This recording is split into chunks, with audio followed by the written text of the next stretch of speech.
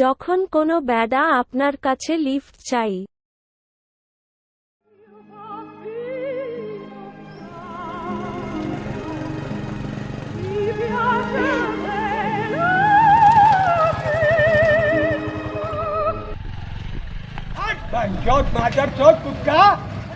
দেখছে গাড়ির জায়গা নাই, তারপর আবার লিফট চাই। যখন কোনো বেডি আপনার কাছে লিফট চাই।